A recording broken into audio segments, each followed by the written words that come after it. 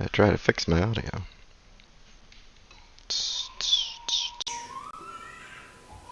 Yeah, there we go.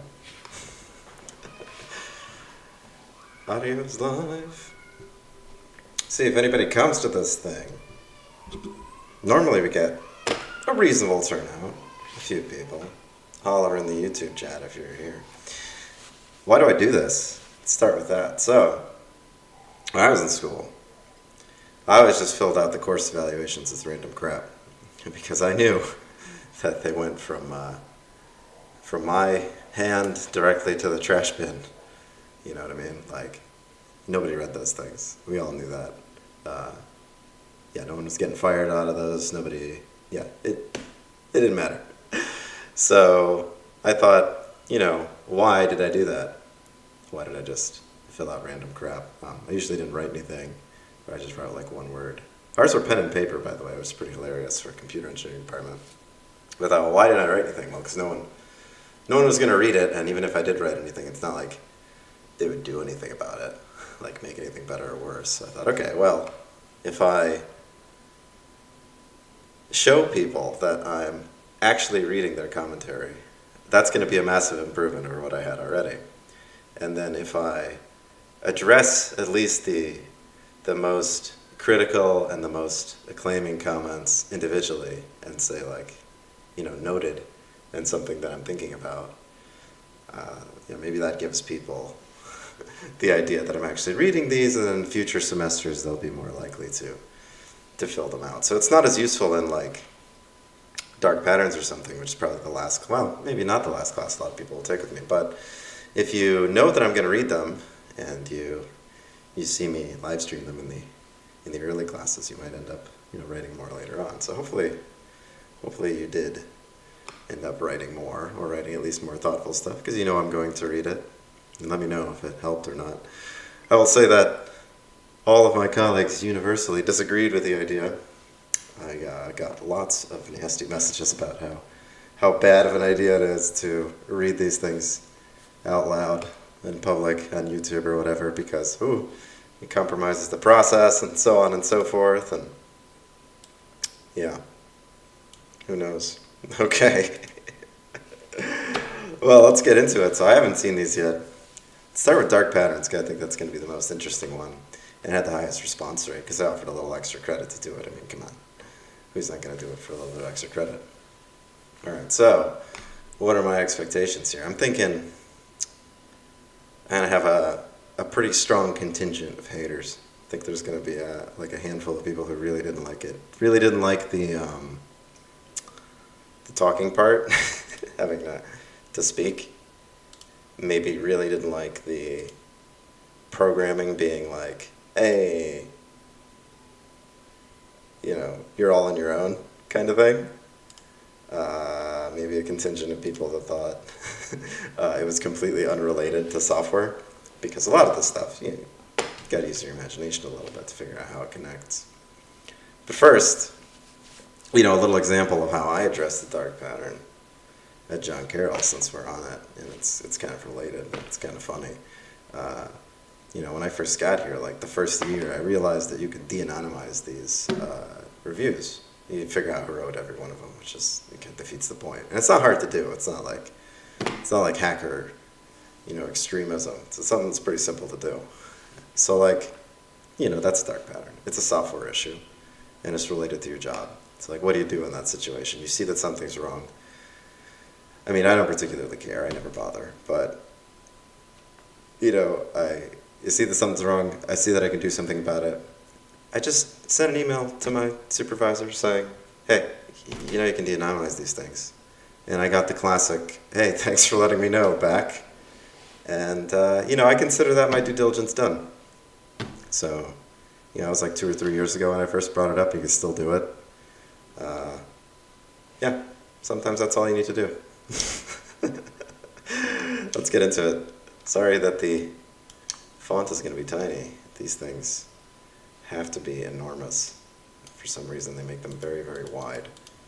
Try to fit this dead center. Oh, almost there. That's probably as good as it gets. Okay, sweet. Let's lay into it. Okay. I'm not really as big a fan of these, like, boilerplate questions that the department asks because, man, very, very classic. I just don't know how you'd answer this. Oh, like, what did you learn in this course? Oh, I learned computers. Okay.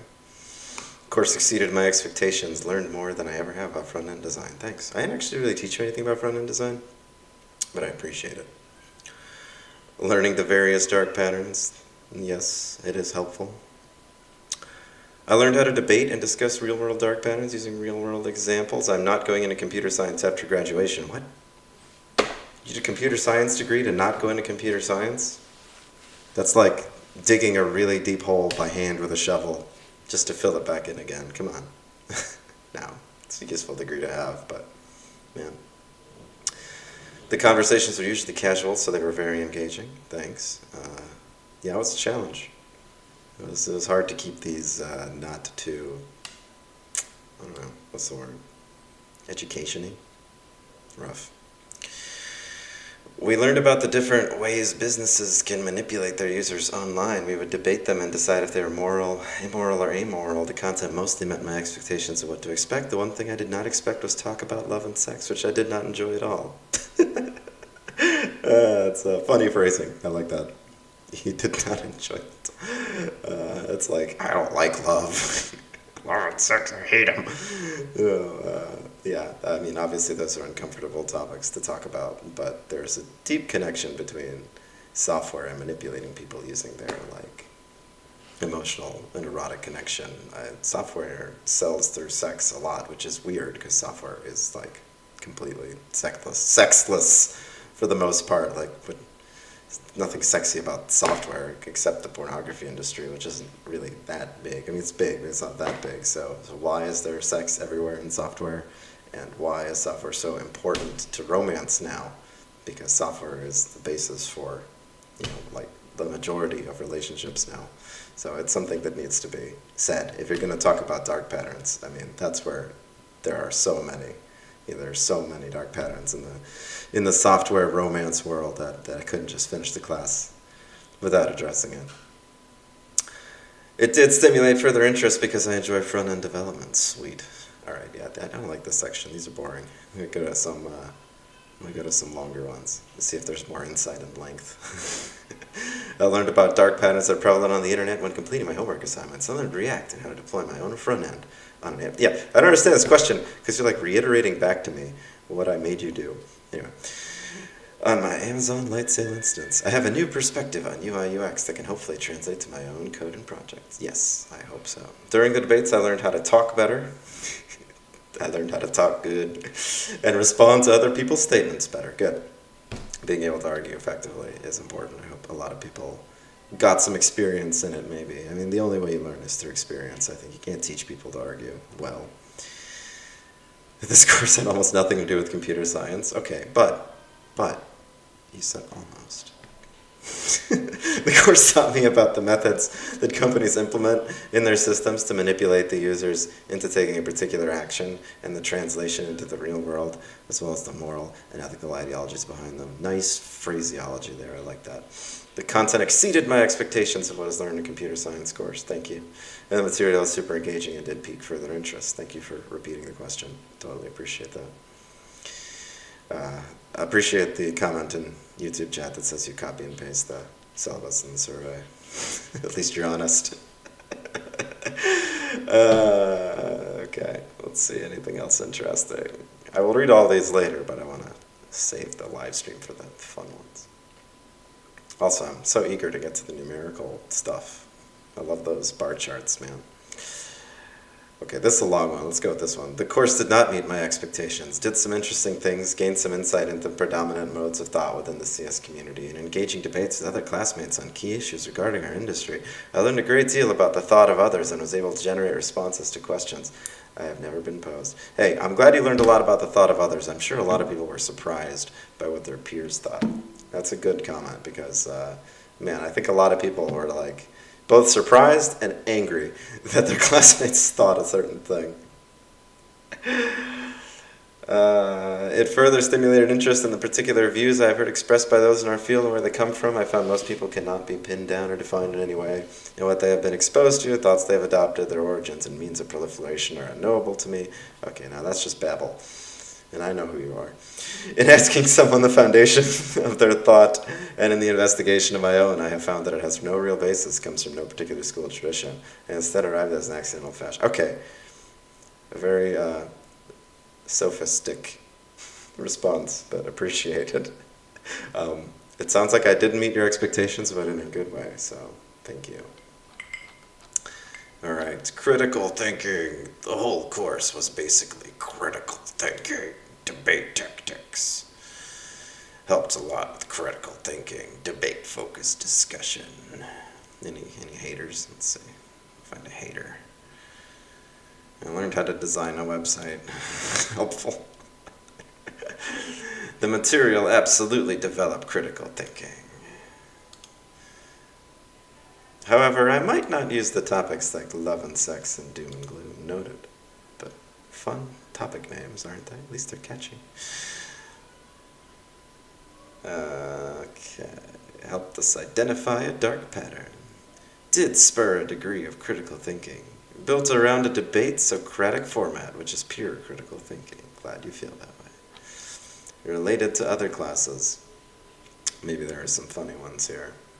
There's got to be some haters here, because boy, the disconnect here was strong. I don't think there was anything quite like this class. Anyway, let's see if anyone connected it to their philosophy classes. I didn't. There only like 2 people ever tried to actually use the stuff they learned in philosophy, even though we brought it up a lot. And it was like a couple references to existentialism or something. So someone asked in YouTube chat what the doom and gloom section is. So we talked about the dark patterns of things like doom scrolling, and like how UI elements like infinite scroll promote you to sit on the platform forever, just keep scrolling, just keep feeling sad, and just sit there, not sad, but empty and hollow. And the word I like to use is ennui. You just sit there and you scroll forever and become more and more engaged in the useless crap of social media. And this is kind of the main dark pattern that social media engages in, is promoting that sense of doom and gloom and causing you to stick your eyeballs to it. Obviously you're not enjoying it, you don't want to be exposed to doom and gloom all day, but you can't look away, because I gotta look at that stuff. Nope, no philosophy references. But I like this comment because my eyes just locked in on the word fever dream style of teaching. I'm going to quote this on my next performance review. Gurary's fever dream style of teaching is the only method fit to deliver a picture of the horrible, meaning-swallowing Leviathan that is the internet. Nice. I like that. As a subject of Gurary's many awful Skinner boxes, I'm glad that you acknowledged that I taught some of the lessons in this class by forcing you to be the victim of them. I hope you didn't feel too, what's the word, victimized, let's say, by being the victim of some of them. I especially like the one where everybody said that gamification was moral until I turned the class into a game and then suddenly you all hated it. I love that part. I hope somebody references that somewhere, because man, that was so fun. If we had actually had the class in person, I was going to 3D print these little base tokens and throw them at people, but, you know, I didn't feel like it was worth it for the couple days we did it. But yeah, it could, like, extra credit redeemed at the end, you know. Then maybe there would have been a different opinion on tokenization. That would have been fun. Okay. Clarity. Very, very clear and understandable. Clear as day. His lectures with discussing philosophers did not make too much sense to me. It wasn't until he actually discussed the dark pattern that was going to be debated that things began to make more sense. Yeah, it was pretty hard to make the connection. I tried to kind of like float up some high-level stuff that you guys could use in the discussion, and it didn't really run too much, but I think it kind of promoted the direction of it, so hopefully you learned something. I mean, I like philosophy, obviously, and you know, I'm always a little disappointed in the kind of philosophy you learn at university and the depth that you learn it to. I mean, you touch on like a few of what I would consider the least interesting ones. So I hope you got some exposure to some more fun ones. The instructor was abundantly clear, and he was a native English speaker, which is what I believe understandable refers to. I love it. Accuse the question of being discriminatory. Owned. And actually, English is my second language, so suck it. Wrong. Dr. Gurary was critical in keeping debates flowing on the right track. Good. That's hard to do, man. I appreciate you telling me that. The instructor actively encouraged questions and higher level thinking. Dr. Gurary was constantly challenging our opinions, so we consistently had to think to a different and higher degree. I appreciate how the higher level thinking was related to real world examples. Thanks. He encouraged questions during debates when he would ask us questions to continue the conversation. I do feel after this class I will think more critically about the sites I go to and was on those sites. Great. Appreciate that. Love this. That's good. Let's all go here. Yeah, well, good ones, man. I'm very surprised by the lack of haters so far, so thank you for your positive feedback, and appreciate it. Yeah, I thought there'd be more polarization. I know a lot of people hate this discussion thing. Someone on YouTube asked what my first language is. I learned to speak Russian before I learned to speak English. I did not learn any English until I was about 5. I learned English in preschool, kindergarten. So technically, English is my second language. I know that doesn't count. Yo, yo, yo, what's up? YouTube chat.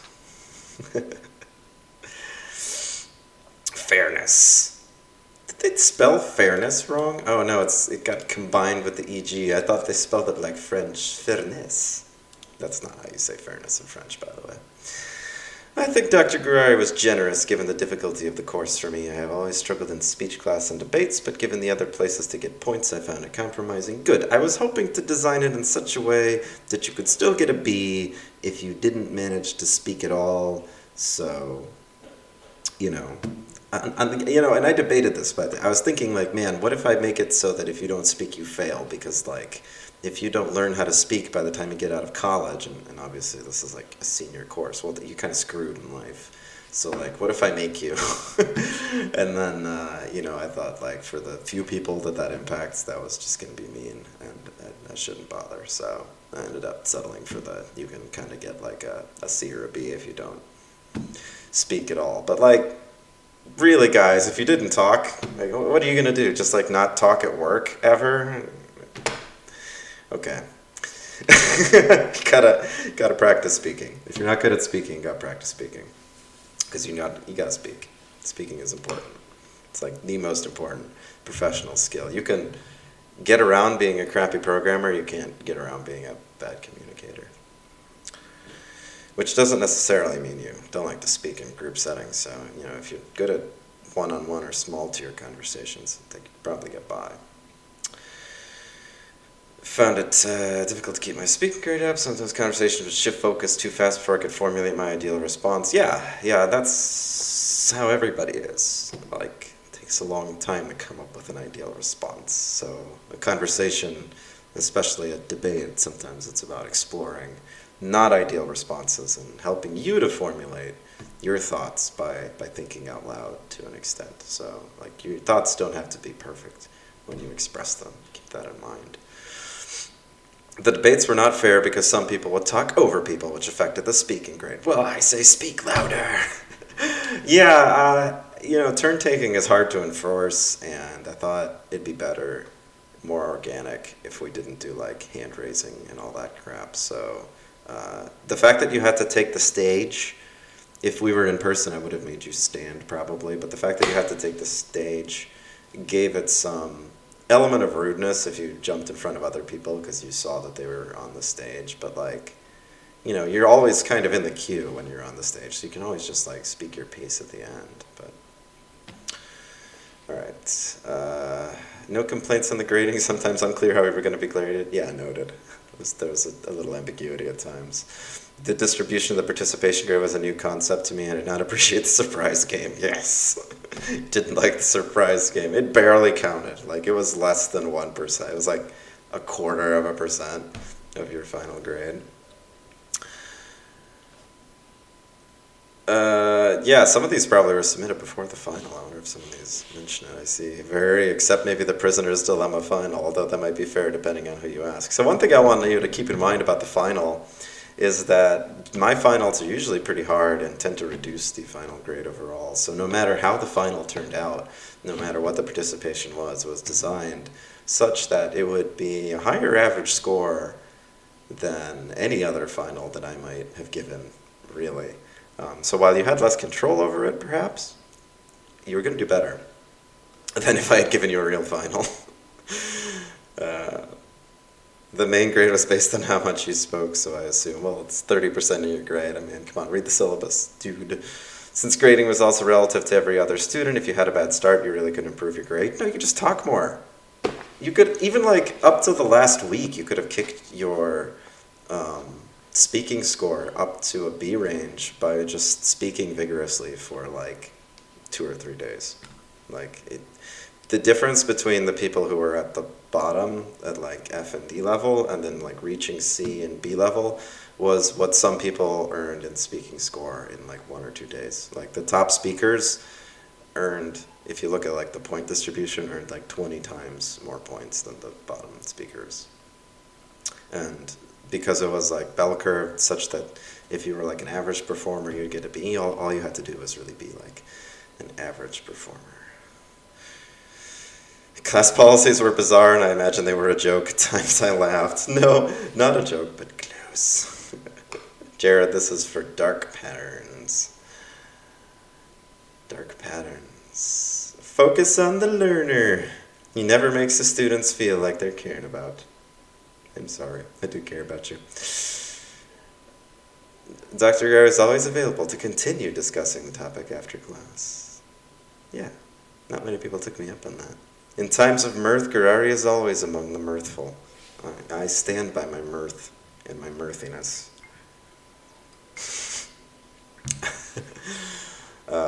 Most other professors have been far harder to get meetings with. Yeah, that's a bummer. I've heard that. Just DM me anytime. The teacher wasn't concerned at all, as far as I know, just went about each class and continued the content and topics in an order I couldn't really follow from the syllabus, which tended to be inaccurate sometimes. Yeah, but the ordering of topics is subject to change. It says that there. I can't guarantee the order. He would occasionally change the way class ran one particular day based on how we responded the previous day, if that counts. The extra credit, which was self-taught, did not seem to help my grade as much. Fair, yeah. Appreciate that. Okay, well, most of these are positive. I appreciate this one. Comments on our programming assignments, showed his care for us, mentioned what we got points off for. It takes a long time to grade all of those individually and give you guys feedback, so I'm glad that you appreciate it. I wish I had grad students to do my grading for me. Especially with that game we tried to get the class to do is not sensitive to the fact that more heads up on it would have been nice. Well, look, the point was to show you the dark patterns. If I'd given you heads up on it, then it wouldn't have been as dark. Yes, the numerical part. Okay, compared to other courses, other instructors, how did I fare? It looks like a pretty regular distribution, but more people said better than worse, so I am happy with it. And these are the answers that I really like to read, because they're the answers to the questions I came up with. All right. The debate portion was great. It helped us give a chance to put our thoughts on any given dark pattern. Sweet. Gurary handles online class as well. Discord was a great option. As a professor, though, I wish you would have been more assertive in changing the subject when we got very off topic in the debates. Sometimes it's nice to have a little bit of levity, though. If you keep on topic all the time, it just, it feels a little too rigid, and then people don't feel comfortable talking. But yeah, I agree, we kind of went a little too far off the rails a couple times, that's for sure. It seemed that he allowed conversations that did not pertain to the topic at hand we were supposed to be discussing. Yeah, another element of it is that the topics that I really wanted to discuss were broad, and if people went on more high-level conversations about like the morality or philosophy about a concept in principle, like about whether or not tricking people is wrong or right in principle, I mean, I definitely appreciated those kinds of segues, and I'm pretty sure not everybody did. I am extremely comfortable with Discord as a platform and believe it is significantly better than Zoom. Thank you. So many of my colleagues disagreed. I think more classes could be instructed better using Discord over Zoom. Dr. Gurary is one of my favorite instructors at JCU because he uses Discord and never fails to mispronounce some philosopher's name. That's right. I am master of mispronunciation. As someone highly passionate in computer science, I always found myself being encouraged by him to become a better developer, which I truly appreciated. Great. I hope you do become a better developer. And I hope all of you learned some React skills or some front-end skills that you can take to the bank. I loved it. So many exclamation marks. That's good. Thank you. Always my favorite instructor to have. Oh, I like this one. Learn to be a better person if you plan to keep teaching at a reputable college like this. This is some bold assertions, reputable college. How do you become a better person? What does that even mean? God, I wish you'd been more specific. What did I do that was so bad? Because if it really is just the grade thing, then come on. Really? Everybody got a good grade here. Everyone that gave it an honest shake got a great grade. Okay, how many people thought it was the best course? Just one. But I got a lot of one of the best, so thank you very much. I appreciate that. Man, that's not my best showing, but pretty darn good. Thank you, guys. Especially since it's online competing against kind of in person. And to those couple of you who said it was the worst, I sure do hope you said why. Let's see. I didn't dread going to class. That's a feat. Good. Yeah, I'm glad you enjoyed it. I always dreaded going to class. I did not enjoy going to class at university. And when we had philosophical discussion when I went to college, it was so boring. It was like, there was obviously this very narrow range of things you could say. And, I love to troll, obviously, as you can tell from the discussions that I ran here. I like to take them to the extremes, and if I just kind of poke the needle a little bit, they'd always rope it back, like, oh no, it's too far, it's too far. I'm glad that you enjoyed it. Enjoyed it was mostly a web design course. I really like front-end development, so the programming assignments are challenging in a good way. The most aggravating and stressful class I've had. Thanks for telling me why. I'll try to make it less aggravating and stressful. Probably my favorite computer science. John Carroll, I put one of the... What, dude? Come on. These come up in my performance review, and you're going to play me like that? You're going to tell me that it's your favorite, but then you're not going to check the box? Okay, well, you know what? I'm going to quote you. I liked how different it was from other computer science classes I've taken. It was a nice challenge for me and a great opportunity to enhance my speaking skills. Good. Speaking skills are important. Communication is very important. In computer science, I believe this course is high value, at least for the debate experience. Sweet. Other courses that are not in CS Data Math are all inferior because they are not nearly as interesting or beneficial. Cool. Appreciate it. I disliked it overall because the unstructured debates, regardless of whether or not it was taught in person or remotely, it was still a free-for-all debate. Yeah, that's true. That's true. And for all the programming parts, it was all self-taught. I can confidently say that I and many of my classmates would have appreciated a React intro from the teacher before being expected to make a website using that programming language. So here's the thing with like React and front-end stuff. Like I've used React professionally. I've done front-end development professionally. And when I sat down and thought about like, all right, how am I going to explain this to people? What am I going to do? Am I going to make slides? Am I going to program that people watch along? It occurred to me that like, first of all, there's 10 million tutorials on YouTube that have already done exactly what I'm going to do. So what I'm going to do is I'm going to go to YouTube and watch one of those tutorials. I'm going to take the good parts that I think, or I'm going to go to like a written tutorial and take the good parts that I think. So I'm like, all right, why am I borrowing other tutorials to make a new tutorial when there's already a million people who have done it better than me? And also, anytime I do this kind of front-end development, it's like almost idiot savant programming. It's not real programming in my mind. Like how to center a div or how to put something where you want it to be. It's just like flexbox and pray and various iterations on that. I don't even know how to really describe to you the rules of React. If you asked me like, how do I put a cyan border around a button? There's like 6 ways to do it. None of them are really right. It's crazy. Just and it always changes too. So I thought, okay, whatever. You use whatever you want. I'm not going to teach you React. You can self-teach it, but you can also look at something else if you prefer to do that. Or maybe you have a job lined up in something else. So yeah, I appreciate that. Obviously, it would have been better if I introduced it, but yeah. And also, like, you're supposed to learn front-end development already. There's like 2 web classes. What did you do? I was granted particular insight into a place I could have not seen anywhere else. As a result, I liked it. Cool, thanks. This course gave me psychological damage. I'm sorry. I wish you would have told me why. Interesting, thought-provoking, all-around a fun class to participate in with equally as enjoyable homework and projects. Thanks. Okay, how hard was this class? Harder?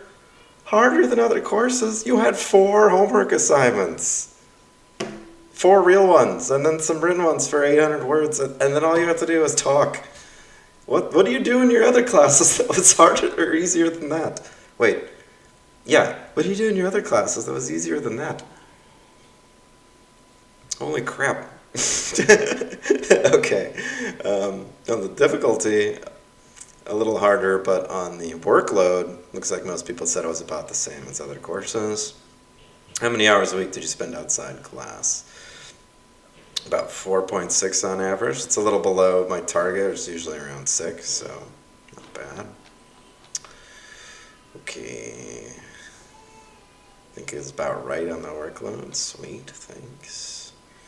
Rate how well the instructor delivered in terms of technology. Okay. What technology did people not like? It's got to be Lightsail, right? Because Lightsail sucked. Someone asked the SciBooks in this course. I don't use any textbook ever. I don't.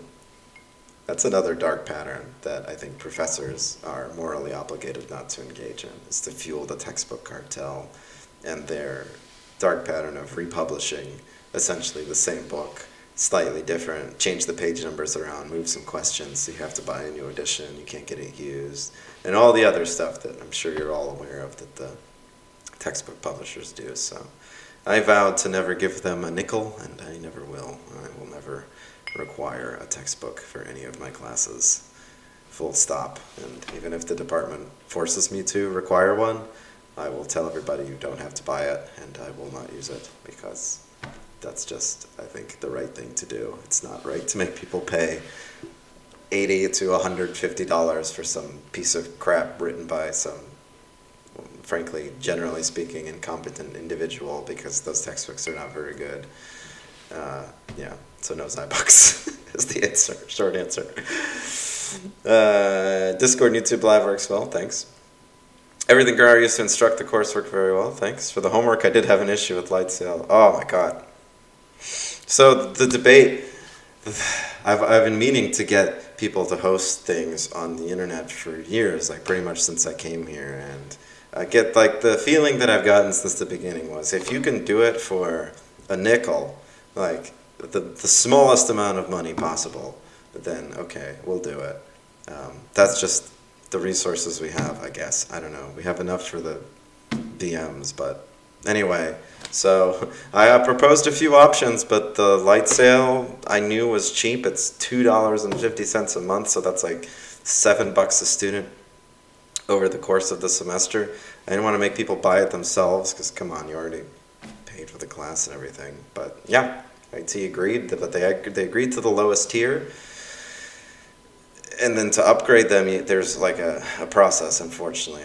We probably could have upgraded them, but AWS doesn't make it easy. Next time, I think they'll probably let us use a higher tier off the bat, but yeah, for trying to save a dime. They put in a lot of effort too, because there were probably like 20 to 40 reset requests for those Lightsail instances over the course of the semester.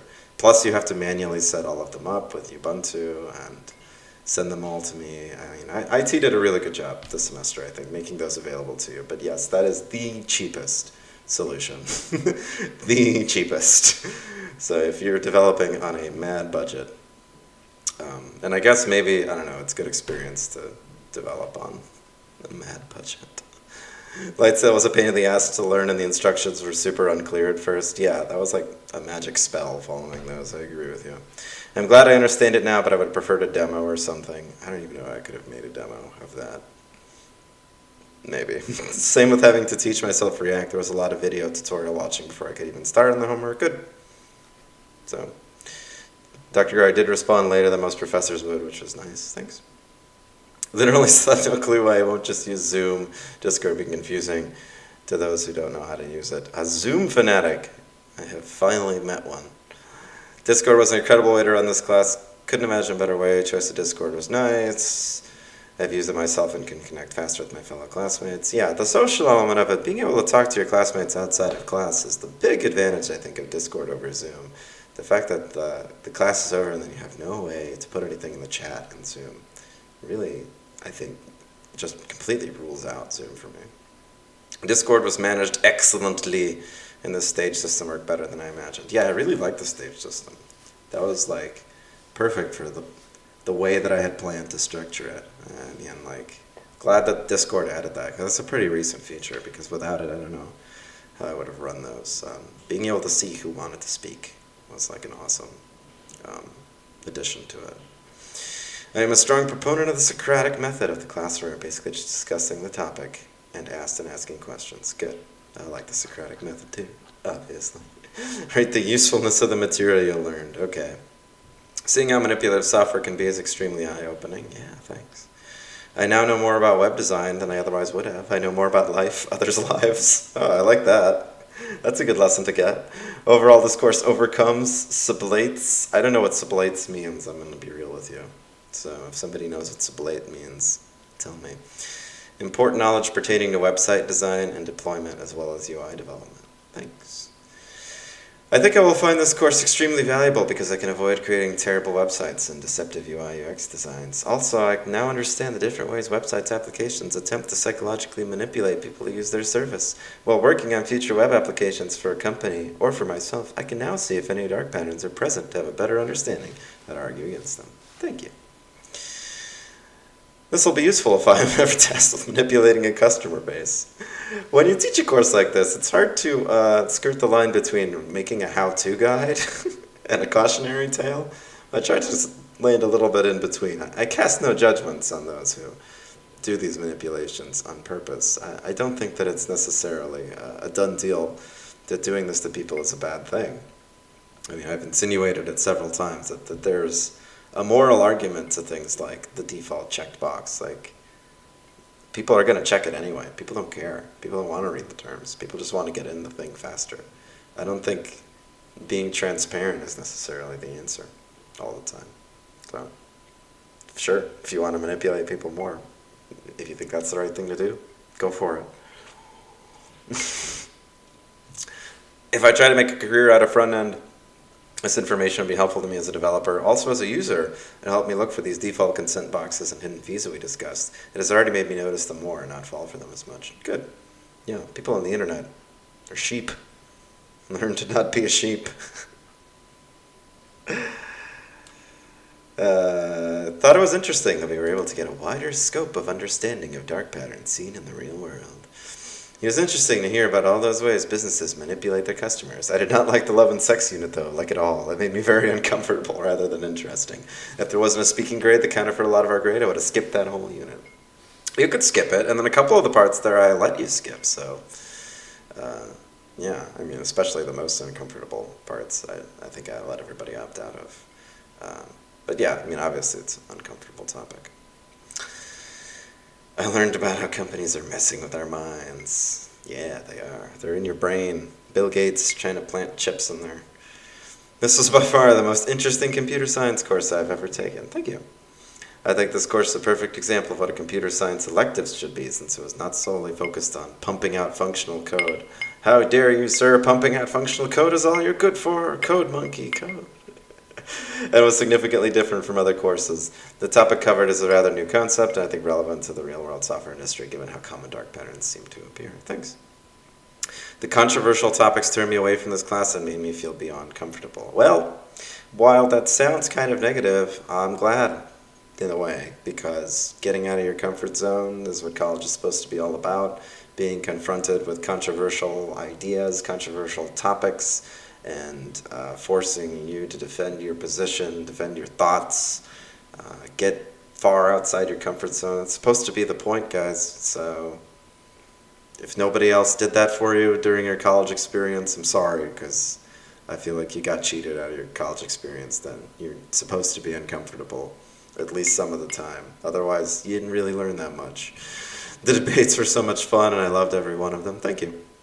My favorite part was the debates around it. We had to take a stance on how we should treat a dark pattern, if we should accept it as a society or not. Well, as a society, actually, as an individual, but okay.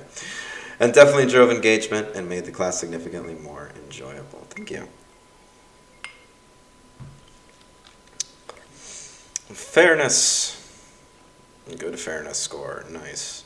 Thank you. Availability. Okay. High availability score. Appreciate it. Prefer online. All right. Lots of people liked it online. Well, obviously you voted for it. It was on your opinion that it went online, on your desire that it stayed mostly online, even though we did have a little bit in person. So I'm glad that it was preferred by essentially everybody. Course better suited to be online. Don't offer this again if he's teaching it. I came up with that. Obviously, I'm the only one who's going to teach it. Personally, I find it difficult to arrive on campus in person. Yeah, saving a commute is nice. I don't want to commute either, so appreciate it.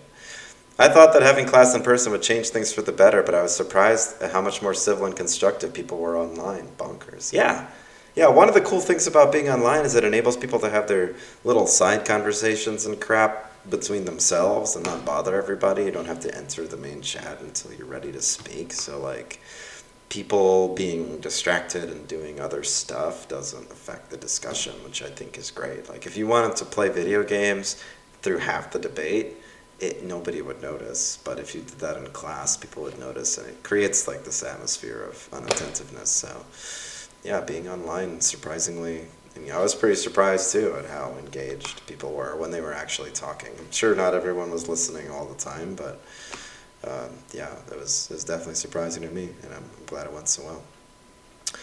But technologically speaking, I don't know if anybody else would be able to run these debates. It was a challenge from a technological standpoint.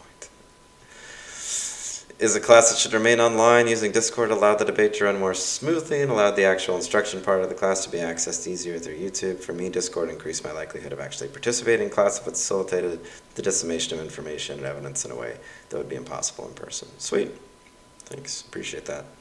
If we had done in person, I probably still would have used Discord for information. Just pulled it up on the projector or something for like the evidence stuff. All right, so background to these questions. So these are the folks that are retiring. All of these folks together unanimously signed a statement saying that my teaching is extremely unsatisfactory. And so I thought, well, okay, maybe it is. Maybe I'm the asshole. So they're all retiring. This is my last chance to get some kind of comparative to them. So let's see if maybe I'm wrong about me. I think I did a good job, but maybe I didn't. Okay, so let's just do straight up, which one do people like better, and see if I'm the one that's wrong in this particular conversation. So if somebody else did much better than me, if somebody else was in the strongly prefer and it was way in their favor, I would totally be like, I will totally, what's the word? I will acquiesce to that statement that I suck, okay? But my feeling is that I either got in that strongly preferred towards me category for most of these, or that it breaks down like 50-50, because obviously the way I do things is very different from the way other people do things, and that's kind of the point that I like to make, is that obviously some people really don't like the way I do things, but a lot of people also really do. So, well, 15 people probably never had a course with the person in question here. That's probably why. All right, so yeah, let's see how it went. Strongly prefer me. Awesome, thank you, appreciate that. What can't happen? It's such no, it wasn't accredited. If you're making fun of that comment from above. I'm not going to scroll to it. Reputable or something, they said? Anyway, let's see if anybody beat me. All right. So, nope. Not enough data. All right. This one's a close call. I'd say we tied, which goes to the point that I was trying to make. Some people don't like the way I do things. Some people do. Hey, everybody should get an experience they enjoy at university. A nice variety of professors lets you get some different points of view. So, thank you for the people who said they preferred my teaching, and I'm totally fine with the people who said that they didn't. I hope you enjoyed the other courses you took. Likewise here, looks like I won, but only by a tiny bit, so we'll call that one a tie too. Here, I won by quite a bit. Good for me, and appreciate those people who answered. These are obviously difficult questions to think about. Which brings us to the next class. Who's up next? Let's go 360 game design. I didn't offer any kind of incentive, and I didn't even announce that this course was going to get reviews. So probably nobody filled these out, would be my guess. And lo and behold, the response rate is 20%. I mean, you don't bother people to do it, and they're not going to do it. The reason I didn't solicit feedback in that course is because I barely lectured. We only lectured for like the first 2 or 3 weeks. So I mean, obviously I helped a lot of people one-on-one with their application, but I already got feedback from those people. Like, I don't need more necessarily. So there just wasn't a lot for you to review. And yeah. If anybody wants to know what that statement was about me, it's long, so there are many of them. But happy to share it offline or off stream. How to develop a video game using the Unity platform. Great. Okay. This course was tedious. I wish I had more time, because that's what held me back the most. Came into the course with so many ideas, but quickly became humbled because of the grading and timing. Yeah, game design is humbling. It's hard. You come into it thinking, I'm going to do this and that and this, and then you end up with much less than you planned in scope. For the portion that the teacher taught us himself, I was able to learn about the basics of Unity and C#, which are helpful in designing our games, levels, traps, and character movement. Thanks. Very helpful and open to questions. Thanks. Taught us the basics of C# and Unity very clearly. Yeah, I think I gave you everything you needed, although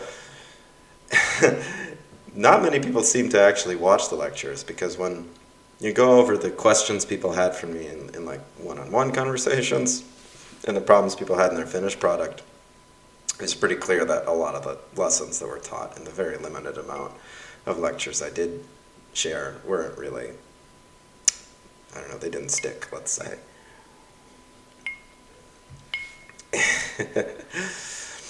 He did encourage some questions, since he was generally free during class and after class. If we did not know something, going to him for the answer was always quick, and we got the answers or the fix we needed. Glad you feel that way, because for a class that was so large, 26 people, only like 5 people regularly came and asked questions, which was a little bit disappointing. But there were a lot of great finished products, so since you were able to finish them without me, all good. Fair, impartial, gave out a silly survey and listened to everyone's opinion. Appreciate it. Grading was appropriately fair and impartial. Okay. Let's see.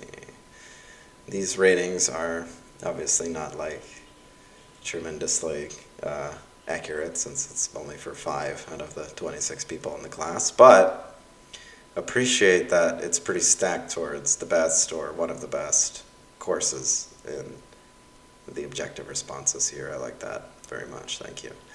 Very easygoing course. Not a lot of homework, clear deadlines. I'd like to see the workload question. Let's see. I'd like to see how many hours people put in, because I felt like if everybody had actually put in the 2 hours in class, 2 plus, it's actually like 2.5, because we get an hour 15, and then 6 hours a week outside of class. So if you put in the like approximately 8 hours a week of work that I expect people to do in a class at the 300 level, generally speaking, if you'd done that, you would have had a killer game. I think very few people actually committed that 6 to 8 hour a week contribution to their project. So let's see, self-reported.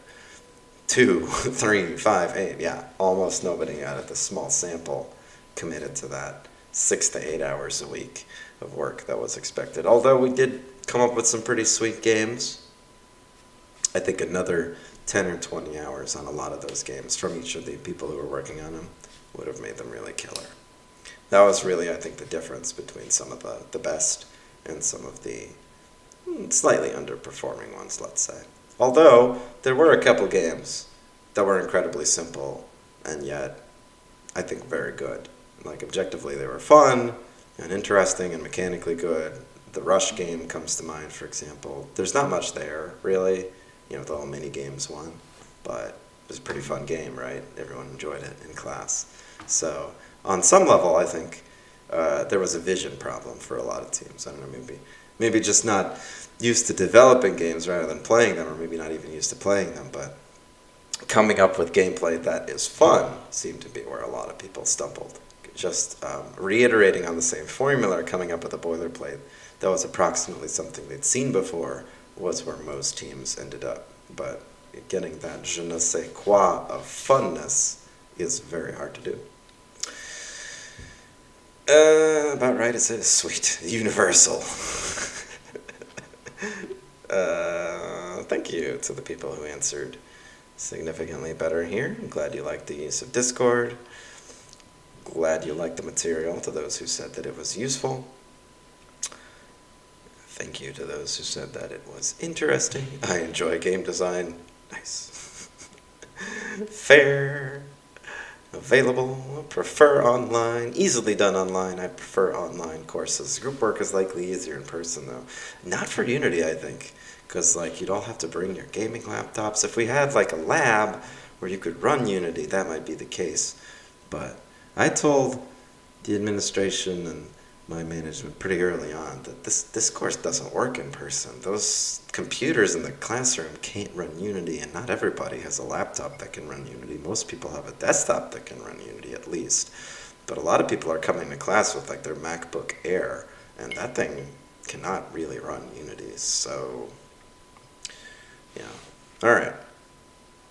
This one. Well, not enough responses here to really go either way with only 5 people, but let's see if there's any standouts. No, not really. Just this one category that I lost in, but yeah, not with only 5 people. Not exactly a defining victory either way. Whoops. Don't want to do that. All right. One more. The 270 ones. Okay. I lost it. Here we go. 270. 270. 13 people out of 15 responded. Okay, 270. Now, this is the course I get the most hate about. Since the last time I taught it, I think I've gotten no fewer than 20 pages of written single-spaced feedback and stuff. Not really feedback, but more of this is the part of 270 that sucks based on what your students come and tell us. So I kind of redesigned this course this semester. I took out a lot of the material, I changed a lot of things around, I tried to keep some of the essence of it. It's still supposed to be a simulated, working in the computer science field kind of thing, but it underwent a lot of changes, and yeah, a lot of the material got cut. I think a lot of the material that got cut was not very useful. Things like UML diagrams that people learned in previous years. I didn't do those at all this time. We did more Git and GitHub stuff. We did a lot more testing. But fundamentally, I'm just trying to deal with the complaints of my peers. So let's see. Let's see what you thought of it. Anyway, all right. The course was challenging. I've learned a lot of new material about Agile development and its stages, as well as many programming things that I had to research on my own and complete. Glad you felt that way. The course had met my expectations of the type of material we learned, since I have learned more about software development, the stages that it has, and how it works. I found the material really engaging since you had to work in groups to create software and everyone had to contribute to get points. The course was also interesting since it was reflecting the real-world software development environment. Glad you felt that way. We did not really learn anything in this course other than how to be frustrated and use Google in order to complete most of the assignments. Yeah, that's kind of the work of a professional software developer, so sounds like you learned how to be a professional software developer. But yes, noted, I didn't teach you how to do much. I only showed you what you had to do and then expected you to either ask me or figure it out. And not many people opted to take the ask me route, which of course I wouldn't be tremendously helpful and guide you to the answer. I'm not going to tell you what it is. I guess we did talk about the different steps to develop a program and what a sprint was, but it was us reading an article and hoping we did it right. Yep. Better to do that now and have me tell you if you did it right than learn that for the first time on the job. And to be fair, my opinion of whether you did it right does not count for much. The way that different organizations handle sprints and Scrum and Agile and so forth, it varies so much from place to place, despite the fact that Agile proponents will tell you that it's a very standardized thing and yada, yada, yada. So this is just one experience of many. Hopefully you got through it okay. I feel like I learned nothing, mainly how to bullshit projects and look busy.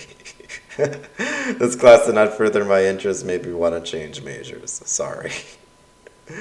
I feel like so far this is more negative than my last 270 where the comments were mostly positive. So I don't know. That one was a mixed bag too. One of the things I did in this one was to scale back the amount of corporate bullshit, but I didn't reduce it to zero necessarily. Another one of the main points that was scaled back was the business element of it, the finance, the corporate process. You didn't have to do any accounting, you didn't have to track your spending, all these kinds of things that I had emphasized in the previous semester, which, I don't know, I thought those parts were interesting, but you didn't have to do them this time. Absolutely nothing. It was basically a shit show. I learned literally nothing. Well, that's probably not true. It can't be literally nothing. Maybe figuratively nothing, though. But appreciate the feedback.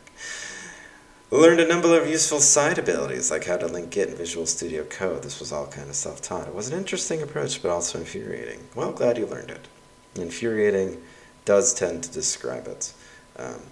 As with the thing I said about dark patterns in React, like, yes, I can teach you how to integrate Git and everything, but first, not everybody prefers the same IDE. We had a lot of people on Eclipse, we had a lot of people on VS Code, we had some people on something else. I think one person used IntelliJ, but the Git integration is different between all of them. There's actually a few different ways to do integration with Git and something like Visual Studio Code, so you doing it self-taught was probably ideal in the case that, first of all, you're actually learning how you would do it. Probably nobody's going to walk you through that stuff. If you're at a very nice company and somebody takes pity on you, they might. But a lot of this stuff is something you're just going to have to know how to do, or something you're going to have to work through on your own. I learned the struggle and the imperfection of working with groups. Great. That's an important lesson. This was meant to demonstrate what a possible real-world job and career problems a software developer would face. Yep. I didn't have any expectation when I came in, though it surprised me. I had to learn how to use many different languages, calling for my prior experience or just figuring things out. Sweet, thanks. I was able to practice integrating various IDs with GitHub, communicating with the team on topics concerning group projects where overlap may sometimes be inevitable.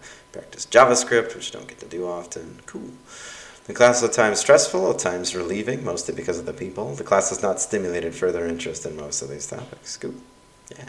The group work thing is why I think this class tends to be one that people don't particularly enjoy. Being forced into groups is not something people like, obviously.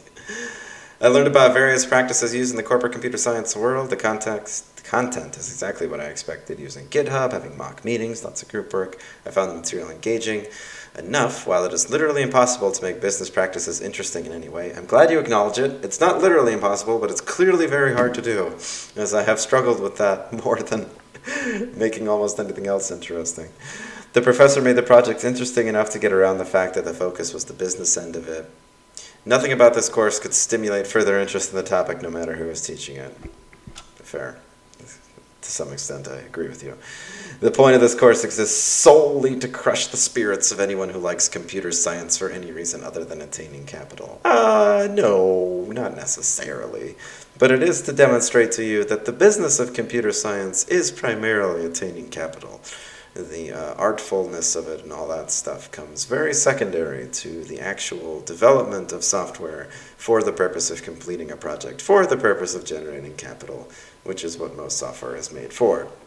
Not all software necessarily earns money, obviously, which this course has a bias towards software that's like directly earning income. The software that like controls your car, or your microwave, or something that's integrated with the product, that's what's actually making the money. But very few people are writing software for the art of it. Most people who write software write it as part of some mechanism to earn an income off of it, to earn a profit. Learned the process of software engineering. The material was engaging because that is what I want to do for work. Cool. We learned industry practices regarding software development. In terms of other related courses I've taken, the coding has been familiar, but the actual course was different than them all. We learned to work in groups and how to use GitHub and working on a shared project. Cool. I found the material interesting. It mainly depended on what group and project I was working on. It definitely got me interested on working on different projects. Sweet. Glad to hear. I learned how to use Git and GitHub, how to work on a team, JS, Python. Hey, that's all you got out of it? I'm happy with that. That's pretty good too. I learned a lot in this course about the practice of software development. This met my expectations because it taught me a lot about what my future life will be like as a software developer. Cool. I found it to be very interesting and fun with the way the class was laid out. I found it to be very engaging with the meetings we had and everything else. It did stimulate further interest with me in the topic. Well, now you're just lying. How could you possibly find the meetings interesting? I'm surprised nobody mentioned the uselessness of the meetings. In previous years, I did this more. I tried to limit the amount of wasted time per day this year to 10 minutes. But in previous years, how it worked was I would gradually make you do more and more time-wasting bullshit, like meetings and random paperwork and stuff, so that by the end of the semester, like half of your day was consumed by dealing with this ridiculous bureaucracy and everything else, because that's the life of most developers. Really, a lot, or maybe even most of your existence is meetings and other nonsense, having to type up what you're going to do and then get approval on it, and or make changes to the thing that you typed up, and then making edits to it, and then going through some other approval, then finally getting to write the tests for it, then the code for it, then approval to integrate it with something. It's just layers and layers of bullshit at ineffective and poor companies, by the way, which are probably most of them. But not all companies are poorly run. I just like to give people the experience of a company that's at least semi-poorly run, which is very few companies are well run. All right. This course helped me develop many aspects of critical thinking because I had to think outside the box. Use logic and research to create code and software. Thanks. The entire course is critical thinking because you're pretty much left alone to do work with your group. Good. Sounds like it went well for you then. There weren't many topics discussed because you never taught. Well, I did cut back on the lectures, that's for sure, compared to the previous year, because we had that kind of interruption where we came, in person or for a while, and then after that I thought, the lecture's not really adding much. Most people don't even pay attention to that thing anyway, so. Plus, all the previous lectures are still on YouTube, so if you wanted more lectures, just watch them. Dr. Gurary asked us on-the-fly questions and brought up ideas and requirements for our projects that we forgot in order to make us respond to how things may be one day. Great. For the second question, no, Chad did not teach me that much, only about lifting weights. Always skip leg day. I critically thought about how much I hate some classmates and like others. Well, welcome to professional work, because you have to learn to work with people, especially people you don't like, while mindlessly trying things until they worked. That is the opposite of what one should do as a software developer. You should mindfully and systematically approach your problems until they work. In this course, I've learned how to use a variety of tools in developing environments that I'd be able to use in other CS courses. Sweet, we coded, that's it. Okay, come on, that's not true. You need a lot more in code. I had to pull from many of my other computer science, and I had to learn about the languages. I had to keep looking for and expanding my knowledge as of the languages we had to use. Cool. On the business side of the content, this course is nothing like any other course I have taken. On the programming side, the JavaScript skills I've learned in other CS courses were very much so necessary to work on the projects that we had in this course. Sweet. One of the nice improvements that we've made to this course in response to the various negative feedback from last year, and some stuff that I'm kind of seeing again this year, is that 229 will now probably be a prerequisite for this course. So everybody will have taken advanced programming before they come in here, which will enable us to do more interesting projects and hopefully reduce the number of people who are, well, as some have indicated here, lost and looking up how to do everything from scratch. Anything else interesting? Let's go for clarity. Given that a lot of this was deliberately ambiguous because you were supposed to come up with the requirements, so let's see. He was very unclear, never helped us with some bullshit like saying something witty or sarcastic. Helped us without some bullshit like saying something witty or sarcastic. Well, I wouldn't say sarcastic, but fair. Thank you for your feedback.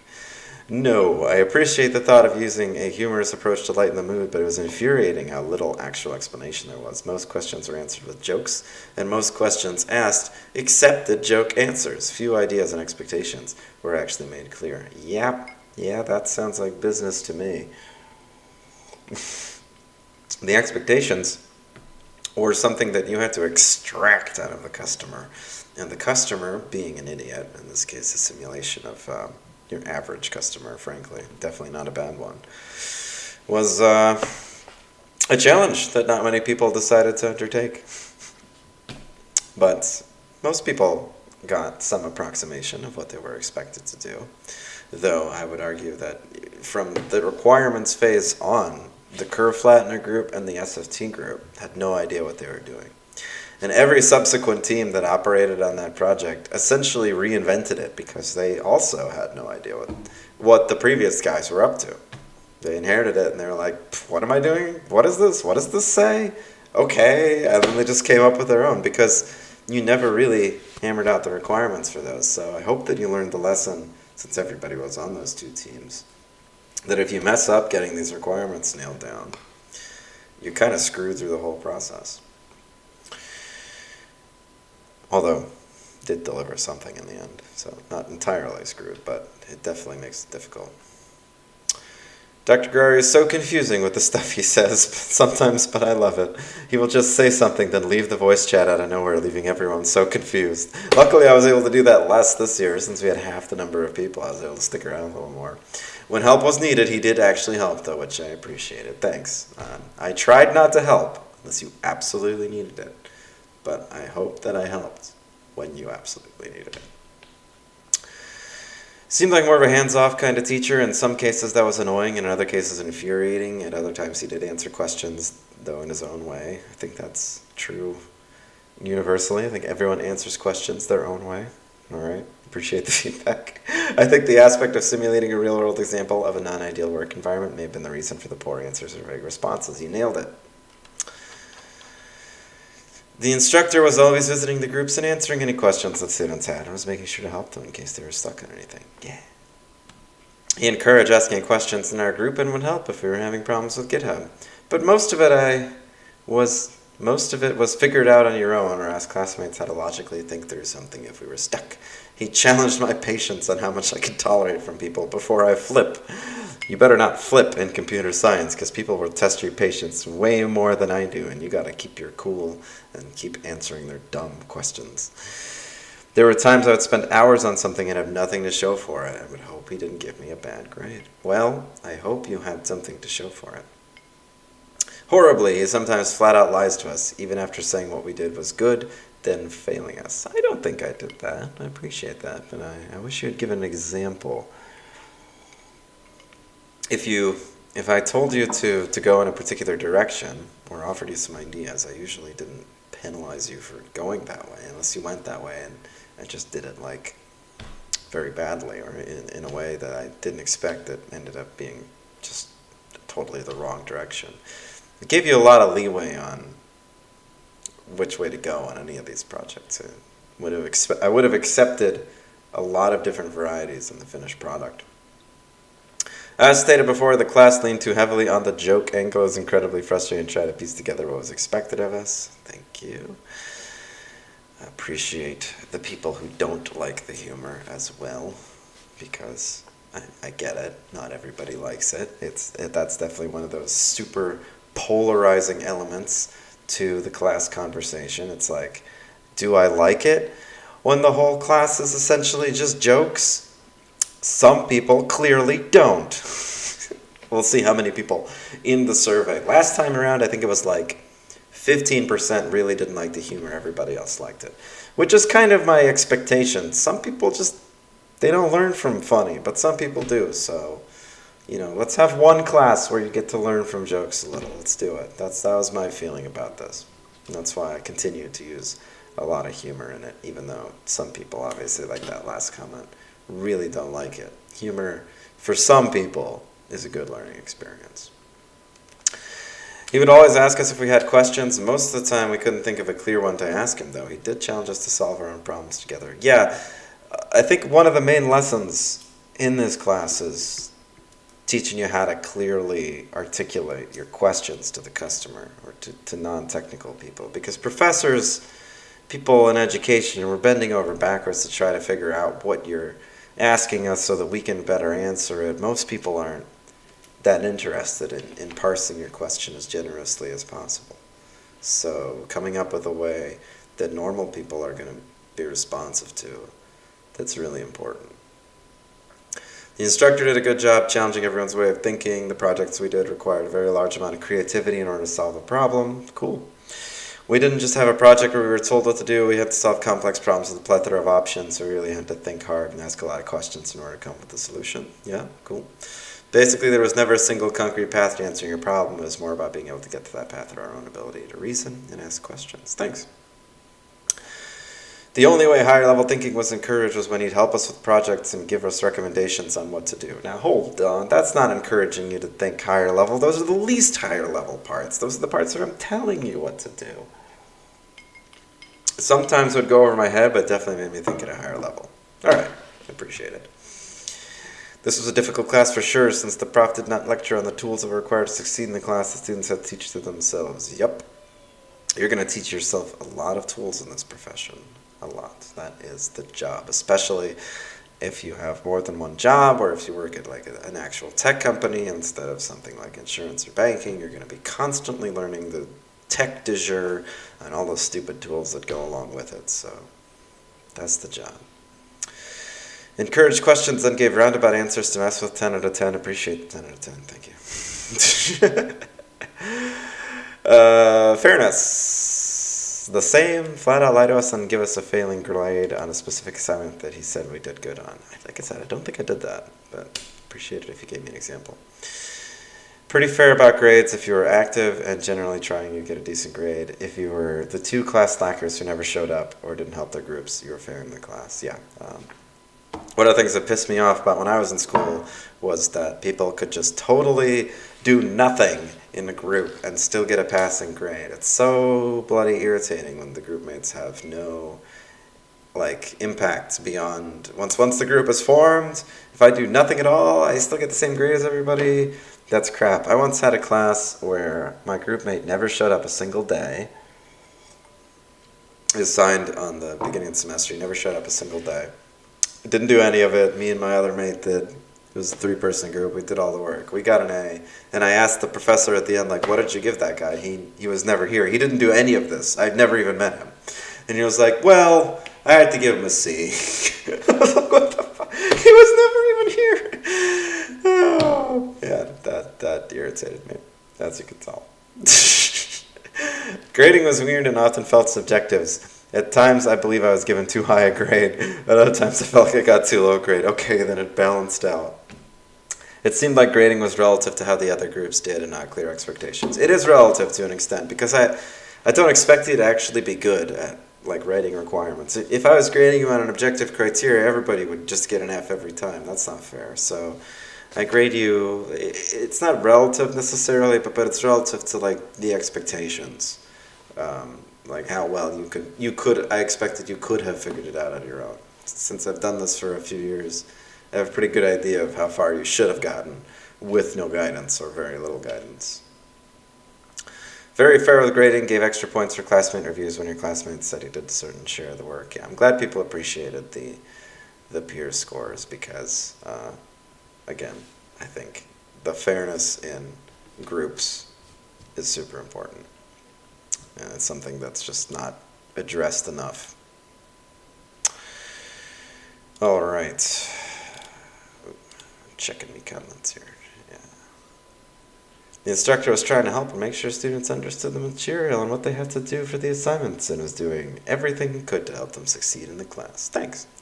It was not super concerned, but it was also a lot to do outside of class and meet outside of class with your group to work on the project. He was very willing to give us extensions if we really needed it as a class, which I liked. It felt like everything was a joke. I never had any real idea what we were doing. You were building software. You had to participate. It wasn't a joke, it was an act. And you had to play your part. He seemed to care. When things got tough, he did drop the act and genuinely trying to help us. Good. Again, I did try to make sure that everybody that actually needed help got it, so I hope that you did. It's always hard to identify when your helplessness has gone too far and you actually need a little bit of assistance. But for the most part, I want you to figure things out on your own. He was a part of all the projects and showed concern whenever he'd ask if we needed help. I thought he was good at helping people of all experience levels. Thanks. Homie doesn't care that much about his students. Yeah, Holmes. I don't know. I don't know who Homie is, but I do. If we were confused, it was just up to us to figure something out. Must have been reviewing the wrong person here. There must be a Dr. Homie. I'm pretty sure he doesn't care too much unless the student, him or herself, approached him about their progress. Well, yeah, if you don't approach me, I'm not going to like hunt you down and see that you're doing well. I'm going to ask, and if you say, yeah, I'm doing good, I'm not a mind reader. How do you feel about the use of humor? All right, let's see.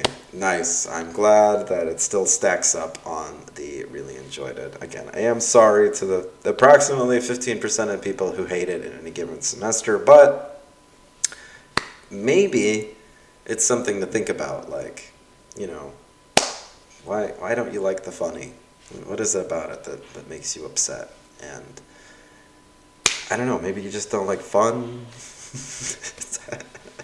But in seriousness, like, if you're not the kind of person who likes the use of humor and you don't find the use of humor constructive, it does come off as abrasive a lot. Obviously, doing what I did in this class, being like super aggressive on the humor, I mean, that comes off as abrasive, for sure. Don't do that in the workplace outside of a class where it's kind of the point to create this act and make it a little funny. But like somewhere in the middle, like reasonably tolerant of humor is where you ought to be. So if you're on the really disliked it side, obviously you were abrased.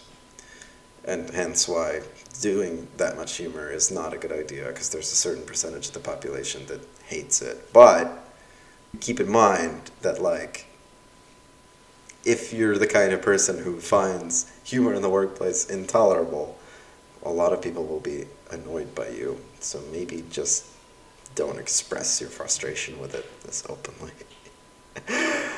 Someone commented from last year's 270 where I was, again, much more aggressive in some of this uselessness that I brought in, like a farmer who doesn't have access to the internet, because that team had asked for, they'd asked for, what did they ask for? I think like an average Chinese citizen or something like that, and so I just made up a person. And it was like a farmer who never uses the internet. And they were asking questions on how to build a browser extension. Like, if you'd wanted feedback on how to build a browser extension, you had to ask for the right kind of person to get that kind of feedback. Okay? So that was a big part of it. That was a big part of it. And another one last year was the CEO's son, who spoke almost exclusively in poor, kind of like fake Ebonics, and never took anything seriously, and just wanted more and more and more ridiculous demands. Like, I didn't do that so much this semester, where there were customers that actively pressured you into doing the wrong thing. I thought that was maybe too far from last time. So I thought, okay, none of the customers will strongly encourage you to do badly. But actually, what I found doing it this time was that those teams that I had those terrible customers for, that encouraged them to do dumb things, actually delivered more finished product than this year's crew did. Where I think this year's finished products are the worst in terms of completedness and just amount of content, probably the worst that I've had in a 270 unit so far. So while I think people had a better experience, I'm kind of on the fence about it, because like, we got way cooler stuff when the customer was pushing people to do ridiculous things. Like, make no mistake, the software that people finished in the previous semester was also crap, but it was what was asked for. Which is an important lesson, I think, to learn. So I think next time, maybe I'll bring back some of that pushiness. I will bring back some of the dumb customer pushing me to do dumb things. There were times when I got annoyed at it because we just wanted to get help and the professor would just joke around instead. We also had these odd mandatory meetings, which some of them were very cringy and not funny. Some of them were actually funny. So obviously just time wasters. They're supposed to be a mock of the kind of meetings that you tend to have the most often in the workplace. Like the D&I meetings, the HR meetings, the stuff that they make people attend in large corporations. But then also there's like stupid team building exercises, just like pep talks and stuff like that. I mean, you're going to get those no matter where you're at. Even good companies do some of that. You need to build a little bit of hype, a little bit of team building. Glad you enjoyed some of them, but all right. Again, tried to limit the time wasting this time, but still give you that experience of being burdened by meetings. Some of it was weird, but it wasn't that bad. Thanks. I felt like I was unable to take anything seriously. A lighthearted tone is fine, but this was too much. Acting is an art. No comment. Respectful and certainly more relatable than other teachers. Thanks. He's a funny guy who likes to joke around. No one seemed butthurt over any comments, and he was not picking on anyone, just good old humor. Good. Yeah, again, last year I had more targeted customers that were like specifically singling out and were occasionally a little bit mean even in some of the things that they did. So I toned down the meanness a little, tried to make sure nobody felt like they were getting specifically picked on. So glad that nobody had any kind of feelings that they were being specifically picked on this time. It was all humor where you very much were never the brunt of the joke in either year of 270. It was all about the environment. The different products we had to make were very well crafted and funny. Int filter equals 0. Nice. Dr. Gurary did a great job simulating customers and scenes, which made the course fun, interesting, and engaging. The group training at the end was alright, but entirely non-useful. Most of the time these dialogues would serve to confuse and agitate me more than help. Fair. I wish they weren't all brain dead or dumb. We all wish that, but that's the customer we have, not the customer we want. Actually, the non-brain dead customers can be even more tedious to work with. The real smart people, like lawyers and scientists, are the worst in a lot of ways, because they know what they want, and they want very specific stuff, and sometimes they're complete shit at communicating what they want too, so you end up having to struggle even harder. And I did that in previous years a little. I brought in the nuclear physicist that only speaks Russian. That was a challenge. Replicates real world scenarios. I dream about Steve Stevenson sometimes. Awesome. Funny segue. There's a dude at my wife's work. His name is like Chesterton or something, but he goes by Chad. And his last name is actually Chadwick. And I didn't know about this person until very recently. And I've been doing the Chadwick thing for like 3 years now. And I can't believe that there's a real life Chadwick out there somewhere. There's probably a real life Steve Stevenson too. Man. Next year I'm going to do Will Willis, who is also a real person. Okay. All right. Changes to the format. More structured homework. Projects should be simpler. I've simplified the projects every year. Every year, everybody still says they should be simpler. Maybe the point is that there's no level of simplicity that's small enough. Rotate groups less frequently. Yeah, I think it was excessive this time. I think one fewer rotation would have actually been beneficial. That was definitely my mistake. I think I did one more than I needed because I inherited the rotation cycle from the previous year where we had more phases because we had more distinct things that we did. There was a design and a testing phase at the end, but we didn't have those. We just had these 3 sprint phases at the end, and it could have just been 2 sprint phases at the end with no real loss.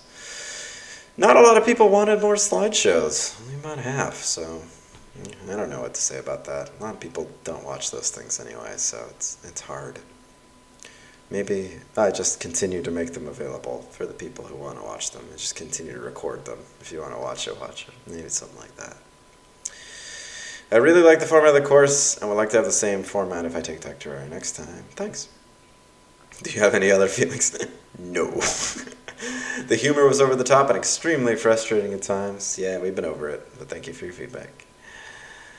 I hated working for Company Co., one of the most unprofessional, demanding, demeaning, infuriating, miserable, irrelevant, hostile, absent-minded, workload unbalancing, airhead-filled, no help giving, no pay, poorly managed, and more that I have ever worked for. Steve should be fired. They manipulated us to have horrible contracts and trust, to undermine our fair payment and increase workload. This is just me joking. I want better teams, more balanced ones. Thanks.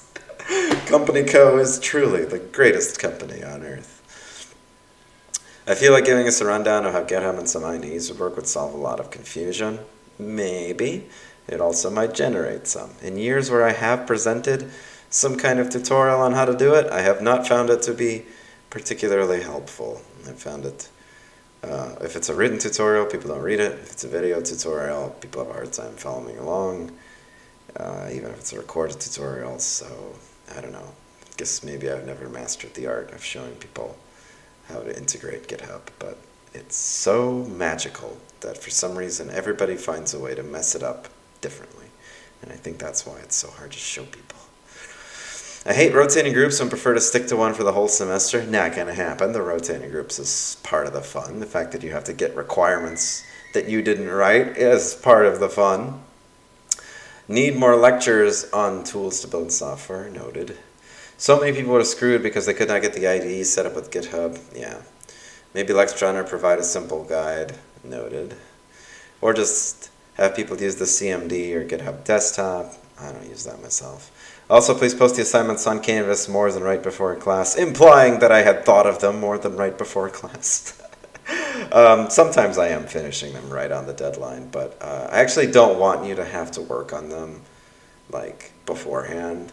So I feel like it's unfair if people get to work on them before, in my opinion. So I post them right at the beginning on purpose. Even if I post them in advance, I have them locked so that they don't reveal to you until they're available. Because, yeah, I don't know. I don't want people getting a head start unfairly. I like it when everybody has the same amount of time, and some groups are still working on the previous thing right up until the start of the next class. So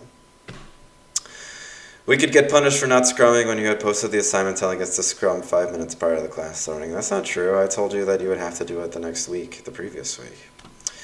Also, the lack of clear expectations was extremely frustrating. We also have not been told what will be on the final and what to study, and the same occurred with the midterm. Yep, comprehensive. Everything goes. That's how it is. Also heard learning a language on the side is unnecessary. That's been part of the class since way before I taught it. I'm kind of inclined to agree that that part is kind of superfluous, but a lot of people find it helpful. I've had many students come back and tell me that they found a job in the language that they took as their secondary just because they had listed it on their resume, or they were able to say in an interview, I have heard of it. So just for that reason alone, I think I'm going to keep that in there. Also, what defines a good Scrum versus a poor Scrum seemed arbitrary. It's not arbitrary. It's that everybody on the team performed 3 things and you didn't have a lot of side chatter besides that. So you said what you worked on the previous day, what you're working on today, what your blockers are. Everybody gets through that, and then the meeting adjourns. That's a good stand-up. That's a good Scrum. I found myself extremely anxious about my grade as it was unclear why we got the scores that we did on the assignments. Sorry you felt anxious, but I did say right from the beginning of the semester that if you gave the class an honest shake, if you put in the effort, you would not do badly. And I think I followed through on that. I think the lowest grade anybody got was like a B-. No one does bad on 270. No one believes me that no one does bad on 270. So every semester we have people saying that they had anxiety about their grade. You're not going to get a bad grade unless you don't give it an honest shake and contribute your fair share to the group that you're working with. Groups that you're working with. I think that the actual process of creating software, working with a team, and using test-driven development will be really similar out in the professional world. Good, yeah, I hope it won't be too similar, though. I hope you don't work for Company Co. There are different people in the world, and I think that there are some capricious and I give up. And ignorant as Company Co., but there are also many different and better customers. Yes, but there are also many that are worse. Company Co. is meant to be roughly average-ish. None of them will be similar to the real world. I asked my advisor about it, and they said that the challenges in 270 are a bit more extreme than the real world. Well, it's nice to know that my colleagues talk shit about me to your face. That's not nice. Yeah, I mean, unprofessional, but as you can tell from that meta example, right? Unprofessionalism all over. Yes, I do imagine most jobs will have more infrastructure we can integrate into. There was no senior in our groups. We were all coming in blind. Yeah, the presence of a senior to guide you indicates that you are at a good organization, generally speaking. It is not a given that you're going to have a senior to guide you. In fact, the opposite is often true.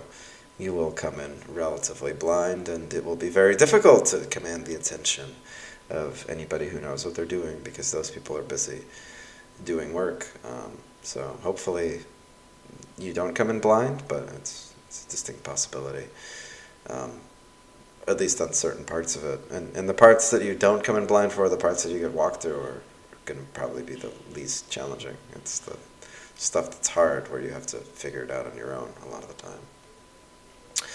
Probably every single aspect, which makes this even more miserable to think about. I think this question, I don't know why it came out blank, was how similar this is going to be to the real world. So, yeah. Glad that a lot of you felt that it was accurate. I hope it's not, but for many of you it will be in many ways. And I encourage all of you to come back, email me, DM me, whatever, your funny work stories when you enter the workplace, so that next time I offer this kind of course, I can relate those and use them in my act. Almost everything that I do in this class is based on shit that I've experienced in the real world or shit that other people have told me that they've experienced. And, the more stories, the better. It helps me build a more realistic 270. And honestly, I just like hearing those stories too. So please DM me your funny work stories so that I can enjoy. I believe that even the most extreme cases that I encountered in this course will occur because I understand people in general, and no amount of business practice/formality changes people's inflated egos, lack of accountability, reductionist attitudes, or any extremely unempathetic behaviors, because the real world is full of people trying to secure money for themselves, even if it hurts others. I wouldn't say it's necessarily about money. The real world is full of people who think that they know the right way to do stuff, and other people don't know the right way to do stuff. And therefore, everybody needs to do things the way that they want to do them. And that behavior is so universal and prevalent that it forces the kinds of situations that company code puts you into, where people like Steve, for example, are just cocksure of what they want, and they 100% know, this is what I'm going to do, this is what I want, and then like the next day, they waffle on it, and they're like, you know what, I actually also want this, it's the assuredness that people have in their correctness that probably leads to the most of the hilariousness that 270 replicates. I think that corporate meetings and training would be much different in the real world. Yeah, well, not as silly. Okay, they're not supposed to be as silly, but my experience, some of them are unintentionally even sillier. So, yeah. Talking with customers. God, I hope that it's not like that in the professional world. Yeah, I hope it's not for you, but it'll probably be worse. Also with management. Meeting concerning the possibility that a bear might attack the offices. Look, dumber meetings have been had. Dumber meetings have been had. One of the trainings that my wife has to do, she manages safety at a factory, is active shooter training, what to do at the factory in case an active shooter enters the workplace. So, this is kind of where the bear joke comes from. So, like, the stuff that is in the training is so obvious, like, run away, hide.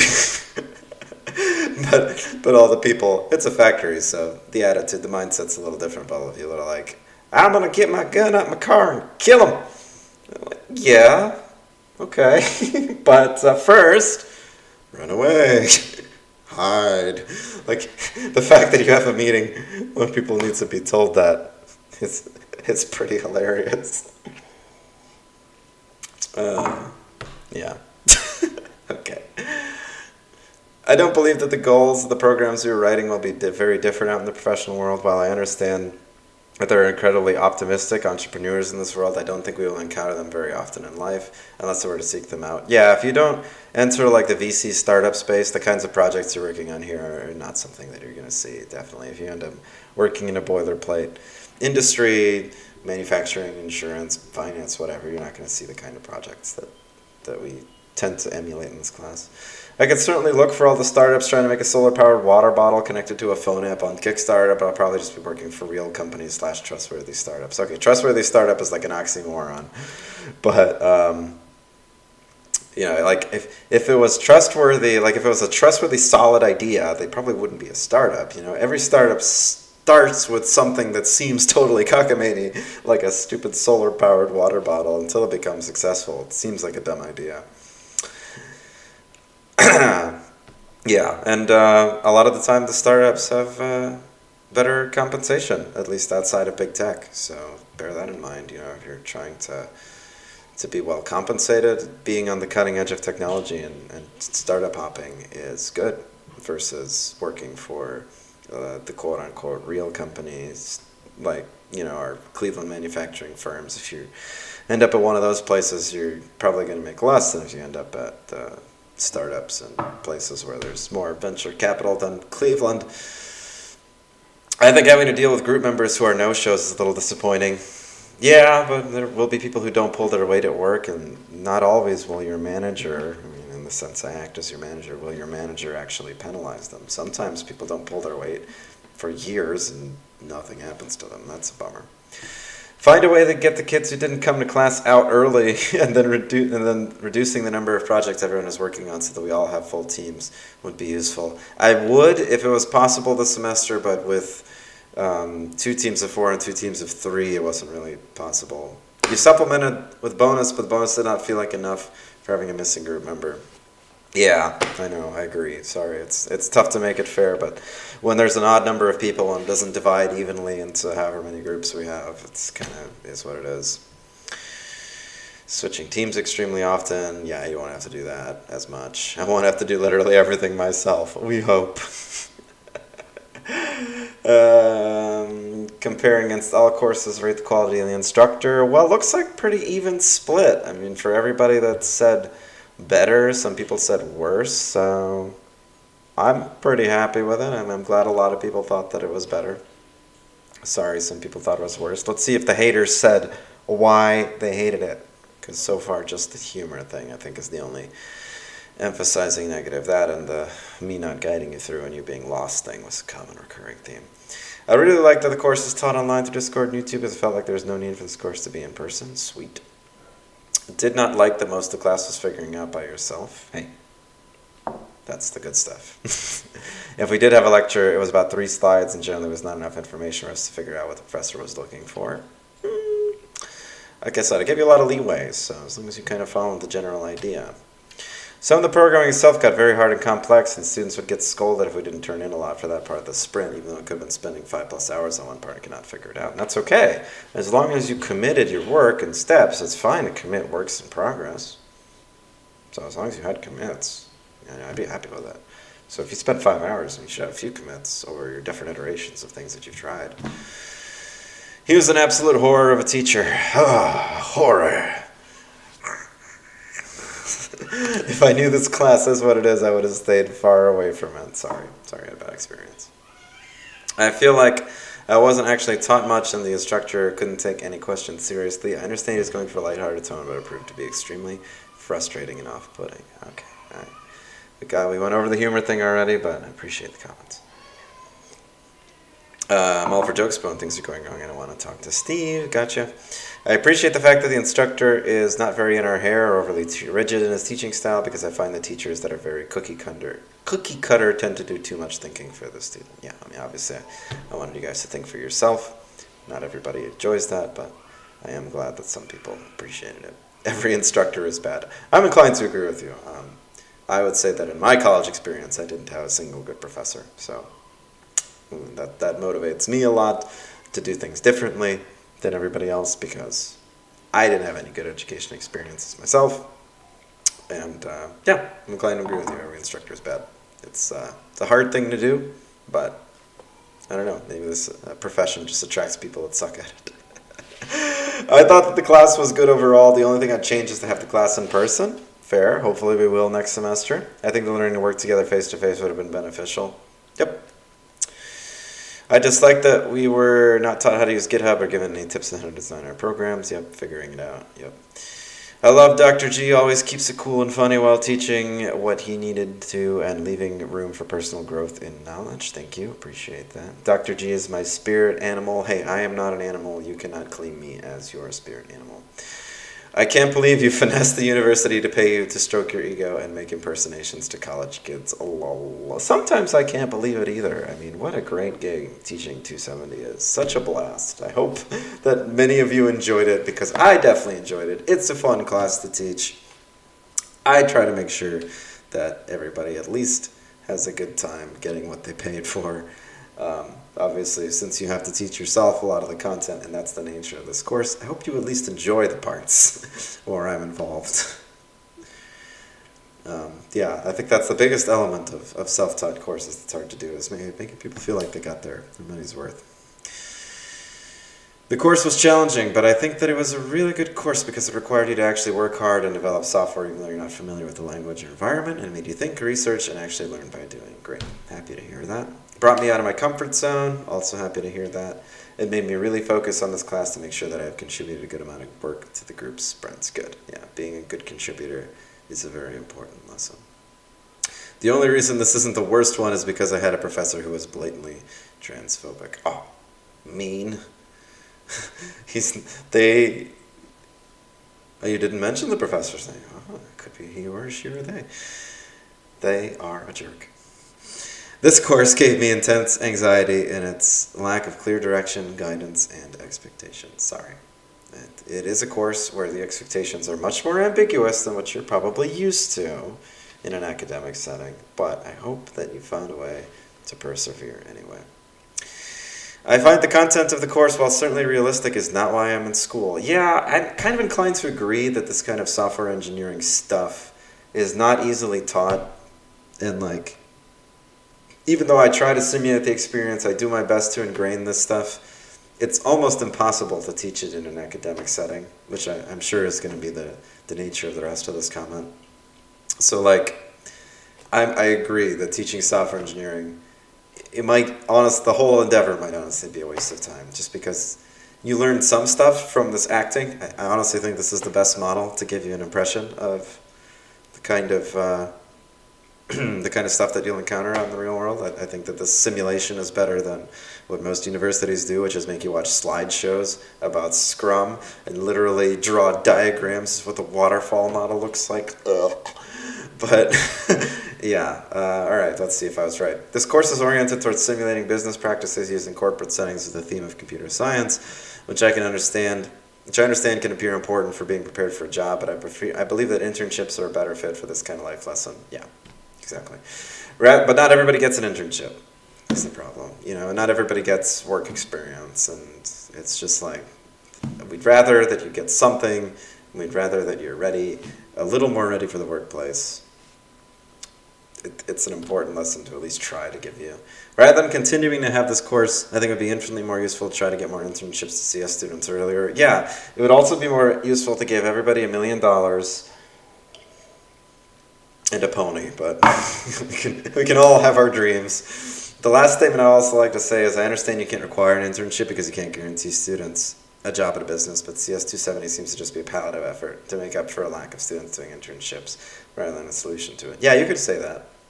It's also a preparatory course for getting junior and senior internships, because after 270 you have this workplace experience. You can competently answer interview questions. A lot of people come back and tell me that they were able to land an internship, again, either because of the language or because of the software engineering skills that they learned that gave them the confidence that they needed to apply for an internship. That's also why the career services task is part of this course, because a lot of the time it becomes the precursor to landing an internship. The CS department as a whole has some poor instructors. In other classes, they seem to care more. Oh, I wish you had said which ones. Come on, name them. Name and shame. I thought the class was good. I only disliked it whenever I had a group or project that I didn't like, but that can't be avoided in this class. Fair? The course was arduous, but in the end I learned a lot of valuable info to use in the real world. Thanks. Pretty cool. Lots of thanks. Most people said it was significantly harder. Okay, come on, guys. Not every course can be harder than every course. Most people said it was significantly more work. For a course at the 200 level, I typically expect about 4 hours a week outside of class, and we have reached that with a mean of approximately 4 hours. So, awesome. Right on the nose. Which describes your feelings on the workload about right as is for most people. Awesome. Some people wanted it slightly less difficult, slightly less info. But for me, that's about appropriate. That's what I was looking for. Delivery and technology, looks like most people preferred it. Let's see if anybody said why they didn't like it. There were a couple who said they didn't really liked using Discord, liked the remote aspect. Discord is awesome, Discord is goated. Nothing otherwise, so oh well. I guess we'll never know why you didn't like the technology. Maybe you're just a hater. Usefulness of material. Okay, considering the volume of comments that didn't like the material, it's interesting that only 2 people said that it was utterly useless. That's surprising. I think the skills and experience overall is really useful to me. I had to learn many topics. Thanks. I still have no idea what's going on, and we are almost done. This was a fucking nightmare. Appreciate the honesty. Had to learn and improve my understanding in many different programs. Had to learn to work with applications I never had or had little experience with. Awesome. The thing I found most useful about this course is learning to use GitHub. Yeah, I think that's probably the top addition I made compared to the previous year. Forcing people to really work together on GitHub it's so hard to do as a beginner, and it's something a lot of junior developers struggle with. So making you struggle with it here instead of in your first workplace, I think is good. And learning to write requirements documents. Now this you don't do as much, especially as a junior, but getting you to think about requirements, read them, write them, I think that's probably, yeah, one of, or maybe the most important lesson in the course. Aside from those 2 things, I feel like this could just be included in every CS course instead of having 270 as the course. That's an idea.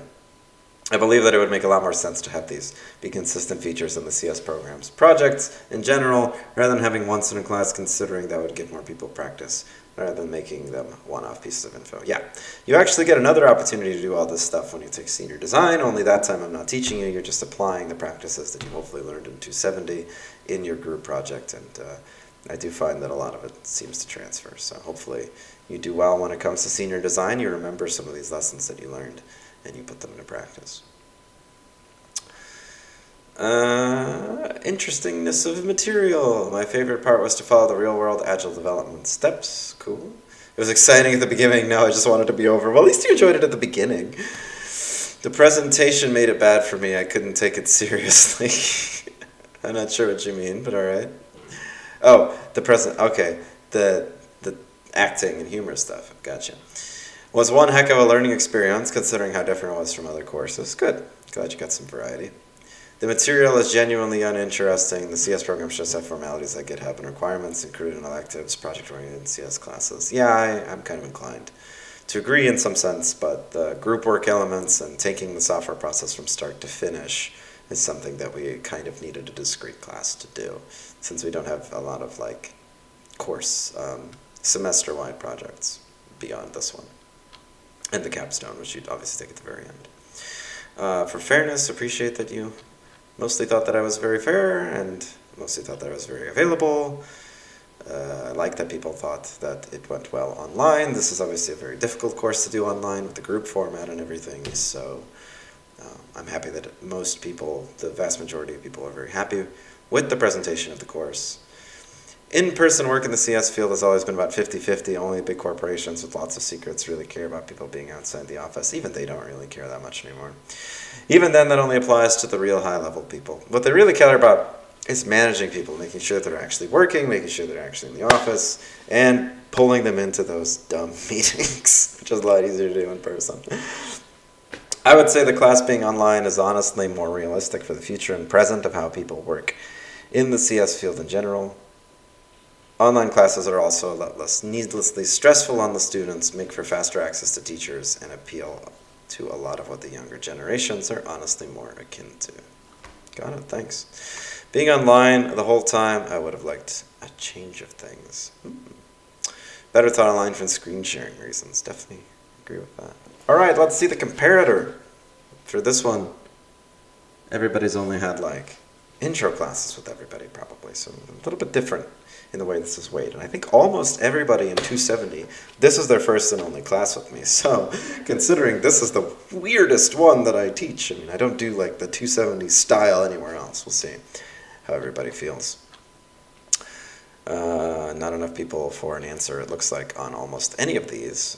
This one has enough respondents that we can safely say that I am some people's cup of tea and not others, which I think has been the lesson so far, and likewise, perfectly balanced almost, as all things must be.